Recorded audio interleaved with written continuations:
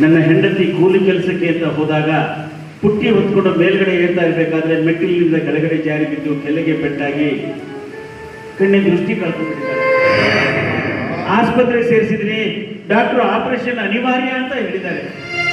ಅದಕ್ಕಾಗಿ ನಿಮ್ಮ ಹತ್ರ ಹಣ ಸಹಾಯ ಪಡ್ಕೊಂಡು ಹೋದ್ರಾಯ್ತು ಅಂತ ಬಂದಿತ್ತು. ಸುಮಾರು ಒಂದು 70-80 ಸಾವಿರ ರೂಪಾಯಿ ಬೇಕಾಗಿತ್ತು. 70-80 ಸಾವಿರ ಏನು ದೊಡ್ಡ ಮಾತು, ಕೊಡಬಹುದಾಗಿತ್ತು. ನೀವು ನೋಡಿದ್ರೆ ದುಡಿಯಲಾರದ ದರಿದ್ರರು. ಬೆಳಗ್ಗೆ ನಿಮ್ಮ ಹೆಂಡತಿ ಕುರುಡಿ ಬೇರೆ ಅಂತ ಹೇಳ್ತಿದ್ದೀರಾ.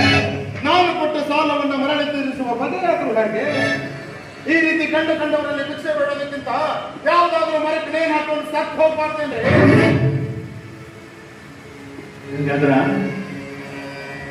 ಇವತ್ತಿನ ಈ ನನ್ನ ಪರಿಸ್ಥಿತಿಯನ್ನು ಕಂಡು ಈ ರೀತಿ ಹೀನಮಾನವಾಗಿ ಹೀಯಾಳಿಸಿ ಮಾತಾಡ್ತಾ ಇರೋ ನೀನು ಒಂದು ಸಲ ನಿನ್ನ ಜೀವನದ ಪುಟಗಳನ್ನ ಹಿಂದೆ ತಿರುಗಿ ನೋಡು. ಆ ದಿನ ನಿನ್ನ ತಾಯಿ ಸತ್ತಾಗ ಅಂತ್ಯ ಸಂಸ್ಕಾರ ಮಾಡೋದಕ್ಕೂ ನಿನ್ನ ಹತ್ರ ಹಣ ಇರಲಿಲ್ಲ.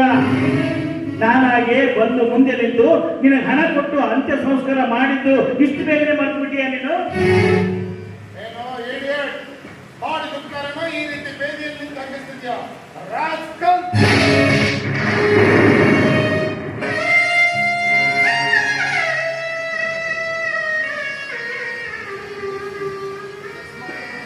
ಮಾಡಿದ ಉಪಕಾರನ ಆದಷ್ಟು ಬೇಗನೆ ತೀರಿಸ್ಬಿಟ್ಟ.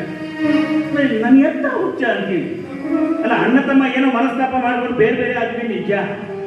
ಆದ್ರೆ ಅಣ್ಣನ ಪರಿಸ್ಥಿತಿ ಕೆಟ್ಟಿದೆ, ತನ್ನ ಅತ್ತಿಗೆ ಪರಿಸ್ಥಿತಿ ಹೀಗಾಗಿದೆ ಅಂತ ಗೊತ್ತಾದ್ರೆ ನನ್ನ ತಮ್ಮ ಸಹಾಯ ಮಾಡದೇ ಇರ್ತಾನ?